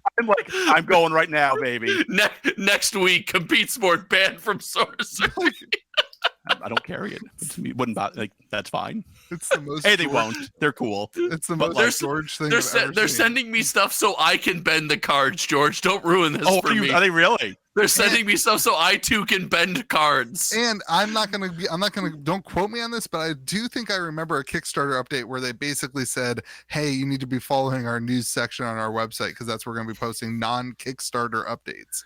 They saw what I did to the last card. They wanted to put theirs to the test. Were those shipping updates, Louis? Because I don't see shipping updates. No, like I said, they're going to be, they're communicating with the Kickstarter on things that are relative to the relevant to the Kickstarter. George, this is a bad. They've done better with updates. I think that's fair. I thought they. This is a bad. That's fine. That's fine. This is just so you know. This is a bad. That's fine. I'm supposed to be being Eeyore right now. You're taking my pedestal, bro. I wanted more shipping updates. I should have been clearer. Because it looks like we're not getting boxes another 6 weeks. I don't think George. I want to ship it's getting something. to port in by the 15th. It'll all be in the ports. Yeah, and they said they don't know how long it takes to get from the ports to the distros. Right. So I suspect we're talking about another 4 to 6 weeks. This is my best guess. May, June. I'd say by end of June, people will have boxes in. That would be 7 weeks. Okay, I'm not fighting you on it. Nobody was fighting you on it. I don't care. I told you. Give me my boxes in 6 months. I don't care. You already got your box. Yeah, and shout out for Sorcery for sending me anything because I'm not the Ivory Tower game store or YouTuber that you guys are. Yeah. So listen, I'm all in. Okay. Let's talk about the fact that I'm for sale. Cold foils in every pack of Lorcana. I'm in. I'm in. Lorcana's the next Magic. Wait, I heard something else was. Nothing special. I want you to know I'm shocked by this position. I thought you would love high-end boutique finishes of cards. Hold on. That struck me as something I thought you would love. I love the cards. I think Louis, let me hand you the Eeyore tail. Go ahead. Here you go. Sorry. Go for it. No. I actually I don't have chicken. I do. Do you want me to go get the chicken, George? It's up. Yes, go get it. All right. Did you get chicken? You brought chicken? Wait, what update are you talking about? Wait, did he bring chicken? He's also lied about the updates. I'm on this website now. Listen, if you're still watching and this makes the podcast, screw this guy. Go to youtube.com/HometownTCG. He lied to me Click about that the updates on subscribe Kickstarter. button. Screw both of these guys. Subscribe to my YouTube channel where we have actual content. You can visit me over there. None of this is going to make the podcast, so I'll say whatever I want. Heck, the fact that I'm this much better looking should be incentive enough. How long does chicken last in the fridge? Asking for a friend. Where's the lid on that chicken? Yeah, there's no lid. This is at least 4-day-old chicken. Did you just put? Hold on. Did you just put that chicken in the fridge without a lid? Mm-hmm. Also, this might be why we're the Three Fat Guys Theorize podcast. We're eating chicken on air right now. Okay. You took a bite. He ate the whole wing. Thank you. I did too. I did too. Well, then you changed your tune and got all negative for like the next 18 months. So what's going on? This is horrible. My wife poked her head in and wondered what is going on right now. I'm almost out of drink too. That's not good. That's a mistake. That was the mistake. Okay, so I have a friend, Donald. No, you don't. First of all, false. Wait, I don't want to get into this. The updates, the Kickstarter updates were not the dates you told me, by the way. But continue. I told you they're on their website under news. That's what I told you. But I said the Kickstarter updates. I said the Kickstarter updates. George, stop getting more specific with your updates. There have been updates given. Everyone knows you're lying. There have been updates given. You said the Kickstarter updates, and I was right about the Kickstarter updates. Beats Battlestar Galactica. Okay, so Donald has a YouTube channel called Scruffy Looking Gaming. We already plugged him this podcast. This is twice now. He does. My section stays in. He's going to be doing Lorcana content. Scruffy content. I like the channel. I subbed to the channel. You're a terrible salesman. What is scruffy content? Scruffy Looking Gaming is his channel name. Yeah, and I'm pretty sure you just said he does scruffy content. I said he does cryptic content, and he's going to do Lorcana content. Of course he is. Everybody is. So that's a good win. That's a win. He is 32. I don't know. He's older than that. He's like 40 years old. He's old. He is really excited for Lorcana, and we had lunch, and I said, Donald, tell me why I'm wrong about this. Is why I'm eating the chicken, not because of anything George said. So tell me why I'm wrong. And he said, I've read the rules. I've play tested the game on TTS with the cards that are out. It is really fun. It is really engaging. And I'm all in. So I said, okay, tell me about this. There's a foil in he's actually the one that told me that there's a foil in every pack and that there's a cold foil in every pack. Shout out to Tothix in your Discord who told you this about 5 days ago. Continue though. Sure. That's her. So I don't spend a whole lot of time in the Lorcana section of the Discord because that's good. It's not safe for you. It's pretty toxic. It's not looking great for you. Anyway, he did say, and this is one of the things I want to say, that there's been no real evidence yet of anything that is more of a foil, more of a chase than the cold foils that are in every pack. And I do think that that is an issue that I hope that they continue to see something else that's a chase. But anyway, cold foil in every pack. I'm all in on. Wait, how did that change your opinion? Well, I thought I was long-winded when I explained things. What story? That was impressive. That was impressive, sir. Like how you told a long-ass story to counteract the whole point of the story. You have been watching Hometown TCG. Good for you. What was the point of that story? The point was like I'm in on Lorcana. When I'm in on a game, I also talk about the things that are like they can do better. What from that lunch that is not got you into the game? What from that lunch got you more into the game than anything beforehand? Go. Him telling me that the gameplay was good and that it was like fun to play. If you two start telling me that gameplay matters after the last 2 years, I'm going to lose my mind. Gameplay. My position has not changed. I'm going to lose it. I went to lunch with Donald as well. And I had Donald the doesn't like ice you. cold macaroni Hold and on. I should cheese. tell you this. I had a fried chicken with some fried flounder. It was really good. We talked a lot about cold foils. That's it. In every pack. Yeah. Okay, it's great. so there's a cold foil in every pack. Do you think this is a good thing? You were glossing over something. How does Donald feel about me? Like, I like have you. to know. He Oh, like you. okay. Shout out Donald. Scruffy looking gaming. Do So, either of you two interact with anybody in real life that watches the podcast? I used to. yes, you. Yeah. Other than me? Dude, Yeah. like probably 10 people in my store watch the podcast on Friday mornings. Okay. Really? Well, there's West Virginia. What else are you gonna do? Like, Meth. I've walked into a game store. Hold on. I've walked into a game store and our podcast has been on the TV in the game store, and that was weird. I have done that too, and it wasn't my store, and it was Yeah. like a very weird feeling for me. Yeah, I did not that like was that weird. feeling. And the audio was on, and I was like, ooh, I don't know what I'm about to say here. Don't love this. Don't love this. Anyway, what are your thoughts on cold foils in every pack? I think there will be other chases. I think there will be chases in addition to cold foil. There has to be. I think there will be. I think there has to be. I think there will be. I am pretty convinced. Everything else has It explains felt like a win so far. They can't miss this, right? They won't miss this. cold foil in every pack explains the cost of the packs. So, okay, before we cost get of the pack. hold on. Oh, whoa. We're not doing that. You get to be Eeyore in a second, right? Let's all agree right now. If there's no other chases and it's a cold foil in every pack, that's a miss. Can we cumulatively No, only 'cause I think it agree? depends on like Don't Switzerland rares- yourself. no, like are the rares are the rares going to be really hard to pull? Period. Like that we don't know. Like that's the only reason I'll give myself an out. Okay. But I think there should be other chases. I think there will be, and I think if there's not, that is a knock. That's negative points. There needs to be other chases. than Yeah. this. There doesn't need to be. I think there should be. I think there needs to be. I'm on the side of there needs to be. There needs to be. What happens if it doesn't? So I like. I think it doesn't do as well as it could have. Or cold- should I have. think that's true, but that's I mean okay. Cold foils are beautiful, and I think that's a cool win. It's a high-end boutique finishing. I think there needs to be I didn't see it coming. there needs to be at least like a case hit, like something that's like The case hit is such a bad take. The case hit is so bad for regular people that want to come in and buy All product. right, hold on.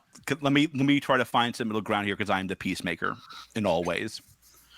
I think a case hit is fine if it's only an alternative art. Well, there also Yeah. I guess my point is I there think also needs to having- be a box hit. Right. I think having one card that's super good per case is it's ridiculous. Cryptic. It's what Yeah. Cryptic's doing is the perfect way to do it, in my opinion. There You have- needs to be a box hit and there can be a case hit, but there must be a box hit. having cards that are exclusive to a case makes the cards too expensive, and especially in a kids game like this, that's just too much. Shot right through George's chest. He's a kid at heart. That's true. But this does explain why it's more expensive. It doesn't. It doesn't. Leading it. You know what? Makes more expensive? Love The IP. The IP explains why it's more expensive. It's the world's most valuable intellectual property. What did you just do to that Prime bottle? Can we talk about that? What I just sleeved happened? I sleeved it. I put a sleeve over it. I found my next short. Okay. Cost for this is expensive. You don't think it's So- expensive, George? No. So what do you think you're going to sell? What do you think people will sell packs for in store? It's got to be $6. Yeah. $6 a pack. It has to be. Yeah. So Louis, you and I candidly had a discussion today. I think we're just boomers. I think the idea of a $5 to $6 pack is far more commonplace now than we are willing to admit. Like what's the MSRP on Pokemon? It's like $4.50, right? $5. $4.50. Crown Zenith we sell in store for $6 because it's so hot and hard to get. That's the only pack I sell for $6. So how many of the cards from the set are in Crown Zenith though? Like, do you not think Lorcana will be every bit as hot as Crown Zenith? for a short amount of time, not long. In the long run, stop it. The first set won't be as hot as Crown Zenith, the 10,000th Pokemon set.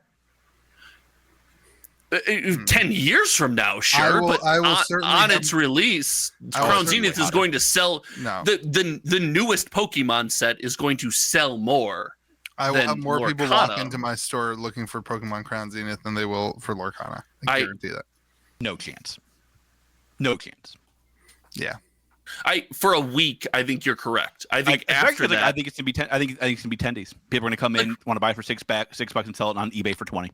But it's not going to be tendies forever. That's my point. True. That's when Crown Zenith is going to stay consistent. We've seen this with indie TCGs in the past. Trends. Or the bubble purse on Pokemon. Like one of those two things happen. Yeah, but when it reprints, there's still how many millions of Pokemon fans, right? There's how many millions of Lorcana fans? We've never seen this one before. This is actually like an interesting dialogue. Like we haven't seen a Disney TCG come out. Pokemon has proved it can reach to all Pokemon fans. Has Lorcana proved it can reach to all Disney fans? I think that's the conversation. But I think that's the conversation. If it reaches to every Disney fan, you have. And also, Pokemon doesn't reach out to every Pokemon. Pokemon TCG doesn't reach out to every Pokemon fan. Like there are people who just play the computer game. There are people who just collect the Funko Pops. It's definitely not a computer game, but it's the same thing. It has a computer in it. They don't have Funko Pops. They do have Funko Pops. No. They had exclusive ones this past week actually at Pokemon Center. Okay.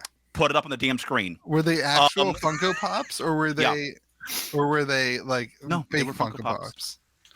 And you can get those Funko Pops at Pokestop.shop. That's true. Don't give away my future plans. What are you doing?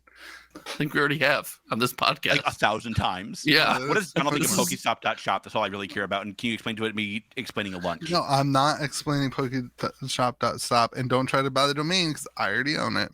Can you explain to me why it's not Pokestop.gg? There's $99. There's 99 reasons it won't be. Those are adorable. You can still get them for $12. I should buy them. Okay. So did you put it on the screen? Pokemon is so wide. There's so many things you could do. It's massive. There's Funko Pops. There's a TV show. There's a computer game. There's trading cards. It's massive. Did we talk about them? It might be GOAT. Did we talk about the Disney website yet on the podcast? Yes, last week. We talked about how it's on shopdisney.com. Okay. Oh, we did. Yeah. So it'll be available in the parks. If it's like that, I want. So you ready for what I want? God, I will go to Disney for this. I want an exclusive Disney World box. If there's a park promo, holy God, that's hot. That's hot. But you can get in Pokemon too. It'll be fine. Why is there not a Pokemon park? Oh, there's Pokemon restaurants in Japan. I think Jurassic Park did that. Never mind. I think we learned it. Wait, do you want like live Pikachu's? Yeah. Oh, listen. That's not happening. Okay. I want to use that clip from Samuel Jackson in Jurassic Park. It's not too expensive. It is. It's not. Nobody will care about this. Cost is 44% more expensive per pack than Sorcery. It also reaches infinitely more people. Like watch out, Lorcana, Sorcery's coming for you. No, that's not what I'm saying. I'm just saying like the boxes are expensive, man. Watch out, Lorcana. The boxes are expensive. A $4 million Kickstarter's coming for you, baby. Yeah, but ready to eat Josh, I see what you're saying. More people will want it, but there's still a threshold for what people will pay for a thing. Do you think people? There's also a level of security pack for this? $6 pack? I do. I think that's hard. I don't think. Now with the cold foil in every pack, it's perfect. I think there's also a level of security when you buy Disney. Absolutely. Right? There's sorcery. Like, listen, if you buy sorcery, there's that uneasy feeling of every indie TCG you and I have ever bought ever that it could just be gone tomorrow. It likely won't be, for sure, but it very well could be. Disney cards will always be Disney cards. 10 years from now, they'll be Disney cards. Disney white boxes from Japan are like $150 now. Did you buy one? Because I know you wanted to. Tell us all so we can shame you for the amount of money you spent. I will not eat a cold chicken finger. Listen, somebody who bought this card for that amount of money is stupid. I'll say it because I know him. I know. What did you buy? Yeah. I don't talk. What did you buy? Steamboat Willie. Oh, what was it? How much? Too much. What'd you pay? Too much. More than you think. Magic Historian is yelling at me. We're at the end. He doesn't watch this long. Oh, never mind then. $6,000? No, chicken fingers. For a Steamboat Willie, like PSA 10?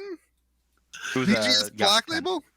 No. It was a great deal. They're going for like 12 or 13. This is a PCG. They're flying him to New Zealand to verify. All right. I had to have one. Like that's less than you were afraid you were going to spend. Print that stuff? I hope. I want more boxes. You hope? He's so conflicted. He loves the product so much that he's betting against his own asset. How many have you opened? Oh, I haven't opened any. I don't open packs. I almost got him. I don't. You guys, like, I'm not kidding. I don't open packs. I do not understand why people open packs. I don't understand why you don't have a Whatnot channel. I don't understand. Well, I think he did. I think, yeah, never mind. He tried. He wanted to have a Whatnot channel. He couldn't figure out how to download the app. Like, where's the Pokemon game? Apps are hard, bro. Where's the Pokemon game? Don't shame the elderly that watch or participate in this podcast. That's the end of the podcast. Good luck with all your trading. We're not going to do where the meats are? Oh, crap. I forgot. It's been a long time. This podcast is an hour and 30 minutes long. Let's go. MetaZoo's got the beef. You screwed up twice. Got the meats. So much. Got the meats. It's been a disastrous podcast. Fix. No, it hasn't. I love the second half. The backside of this podcast has been fantastic. That's how it always is. Nobody wants to talk about Magic. The problem is... Never mind. I won't get into the problem. What's you want to the problem side of my DMs? Well, George, let me text you. Let me find out how quickly it's me. Nope. Close. Someone on the same row. Hey, be kind to the people next to me. Okay. MetaZoo and Arby's are tweeting at each other. There's a lot of speculation what that means. Tweeting at each other? Yeah. It's true. He's correct. Arby's tweeted MetaZoo Games. MetaZoo Games tweeted Arby's. It's a whole thing. Everyone's now going to give their takes on what they think is happening between Arby's and MetaZoo in the 2023 Twitter debacle. They're both verified too. So the debacle? Wait, they both pay to be verified? Or Elon Musk did. You don't know. 2 words. I do. Mothman burger. At Arby's. The Mothman burger at Arby's. Arby's has burgers? Well, you dodged. They don't. You missed roast beastie to go with Arby's Mothman burger. That's way better. Holy Arby's does not have cow. burgers. That was a whiff if I've ever seen. Do you want me to put it on the screen? Yeah, I'm doing it right now for you. They don't have burgers. They do. They don't. They do. They don't. They probably do. Burger King has tacos. By the way, if you're still watching, yes. Yeah. Hold on. Let me educate you, young fella. Burger King tacos might be one of the best things on their menu, and they have taco sauce that is to die for. I made the same face when I found out. No, it's very old. I made the same face when I found out. Go to Burger King, order a taco. Jack in the Box clearly has the best tacos of all time, though. We can all agree on that, right? I'm assuming that maybe, but it's more of a surprise that Burger King has massive. It's a third-pound burger. I assume that you couldn't find the burger. It's a third-pound burger. Did you send it to me? No, no. Because it doesn't exist. Chicken They're finger, a burger. chicken finger incoming. Do they have chicken fingers? Because you're going to be eating one. They have chicken fingers too. Arby's chicken finger next week. Make sure you're They subbed. also have a pecan chicken salad, which I have to admit, Sounds not awful. What I saw coming. Sounds awful. That's It's why I'm not like, surprised. the third pound burger is from A&W. No. Well, they also had them. George just Googled the letter A and burger, and he got right. something. How do you know? They don't have a burger. Okay. Listen, George's take is so had- bad, I hear Louis' kid crying. Okay? My kid crying? I heard some crying. Oh, Hopefully that's it's my not dog's toy. Oh, hopefully it's not my kid. I was actually worried about my kid because the dog is sleeping in there on her bed, and that's never happened before. So That's not going to go well. Couple It's going hours, well that dog's so waking far. up. Yeah. It's Okay. early. George, you think they're going to do a Mothman burger? I'm hoping what they do is I hope it's either like a kids meal thing, or I'm hoping it's like a packaging thing where like they could do a dust code. They could do they could do a QR code on every pack of Arby's fries, and every Arby's fries you buy gets you a free download of the game they're going to be putting online in a couple months. They could dust this up. Insightful, George. Insightful. I'm in. That's super insightful. I think, because we know nothing about this, Arby's is now the primary native dealer because nobody else is selling it. I'm in. I'm okay. I want to be That's very what I clear think here. is going on. If anybody, any TCG, except for one, if any TCG ever partnered with a fast food restaurant, it'd make me way more likely to go to that fast food restaurant. I'll go Yeah. to Arby's to get whatever the MtZWBY. I love Arby's. 100%. I'll do the same thing, and I'm not I ashamed will to admit not eat the pecan chicken salad Should at we- Arby's, though. Mike, What? Mike, if you're watching, can we do an exclusive MtZWBY with you from an Arby's? And will they give us the food for free? It'll have to be the Arby's in West Virginia. I am out. How I'm also wild is the Arby's in West Virginia? It's wild. How wild is the Arby's in West Virginia? Pretty wild. Definitely doesn't sell burgers. Probably a better chance of selling meth, to be honest. I think that's true at like most Now, fast food restaurants. is when my gut. when you order the sandwich, do you know you get the meth, or is it a No, surprise? it's like a little dusting. Okay, so I think kids' meal is definitely the thing that makes the most sense. I think that's the one that we've seen before with different It's games. the Oh You know my what? Pokemon- God. it's the Pokemon model. All right, another idea. No, Dragon Ball You- Z. Dragon You know Ball how Z they have kids meals at were the, sweet. like the collecticons, they have the like the big Mothman inflatable. On the roof of That- every Arby's. Bingo, you got it. And in fact, Mike, if I can go one step further, my favorite thing at Collecticon was the Chunky Chew with the gold chain on it, the Blingy Chew. So we want blingy Mothman on the top of every Arby's. Holding I think a, No, I Oh, want holding Blingy. a burger.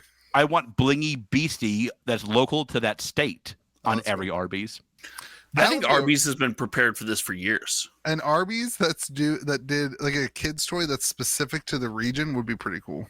And actually, they had a promo in there. So here's my take. I hope there's not a card in it. Is that wild? I mean, MetaZoo's not about the cards anyway, so that's a good take, I guess.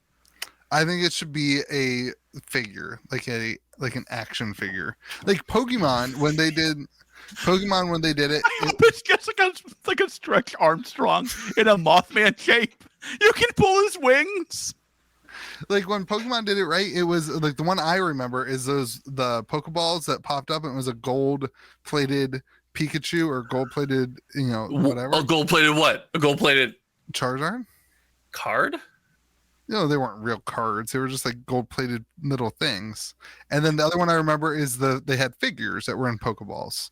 Like- The figures in Pokeballs, I remember. That was pretty dope. Okay, I am team. I'm serious. I am team. Give them a card, and I want each state to have its own card related to the BC of that state. So that's great, but the problem is then everybody in that state only has the Yeah, same you only go card. once. It's not that There's cool. got to be a. There's got to be No, a. then you can trade with your friends across state lines. How many people have friends across state lines that are also interested Not in all MetaZoo? of us. Further, are- furthermore, how many people have friends? That are also interested in MetaZoo? Like, I mean, If you're not getting your friends interested in MetaZoo, that's kind of on you, to be honest with you. So I think you do a set like that. That's figures. I don't think we need more promo cards. That's my I think we need more promo cards.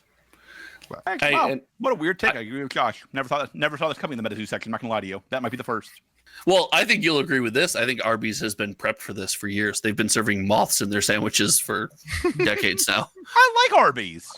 Yeah, you and 2 other people that visit an Arby's. I will say I've never had to wait in line at Arby's. Yeah. If I had the only nice thing about Arby's is that they have Diet Coke. So if the line at McDonald's is too long, you can go to Arby's because their Diet Coke's pretty good, and they have good cookies. They also have Coke Zero. Have you ever been to an Arby's? They have Coke Zero. Had the sandwich and had Arby's sauce and been disappointed because I haven't. This podcast might end right now. Like we may not hit 100 next week. Louis, do you hate on Coke Zero? Coke Zero is just Coke pretending to be like Diet Coke. You know, Diet Coke is just Coke pretending to be like itself. Diet Coke doesn't try. Yes, Diet Coke doesn't try to taste like Coke at all. It tastes completely different. It aspartame. It is Coke Zero is amazing. No, Diet Coke is the best taste that you can possibly taste. So I get the Harris Teeter Coke Zero because it tastes just like Coke Zero, but it's like a third of the price. That's a very bold claim to say into a microphone on the internet. Good for you. Way to stand by your convictions. I'm convicted on that one. Okay. As will be Arby's when they serve moths in their burgers. This is now the end of the podcast. Thank you all for watching it. Make sure nobody's watching anymore. Good for you for being positive, though, kid. Hang in there. On all your TCG related things this week. May your fast food. May your fast food be. Good luck on all your TCG related. Good luck on all. Hey, listen, when you buy that pack, I hope you get cards in the pack. Don't buy Pokemon. It's great that we don't think that's true anymore, but I do still love the jokes. Yeah. All right, everyone. Go subscribe to Scruffy Looking Gaming. No, do not plug anything this week. There is nothing you can plug this week that will get benefits. Only scruffygaming.org. No chance anyone's still around. And then after you do that, go subscribe to Josh's channel, and then send George a bunch of DMs trying to pre-order all the things. Be kind to people around you, and may the zoo be with you. Oh, George, did you have something? No, don't send me DMs about pre-ordering, please. Did you want to say anything else? Maybe remind people of what the beginning of the episode was about. If you were at the end and not the beginning of this episode, God bless you. God love you. If you also, can I give a message to anyone still here? Work on yourself. What are you doing? Look in the mirror. If you're still here, give us a shout out. Say I was still there. You deserve better. And next week's our 100th episode, and we'll have a special guest. No, we will not. Is it me? We're gonna find out together. We might have a new co-host, so that's fine. That is way less of a threat than you think it is, boss. Wait, cliffhanger. Someone's getting replaced. Oh God, please let it be me. Be kind to people around you. May the zoo be with you, and also with you, dude. George, say it. And also with you.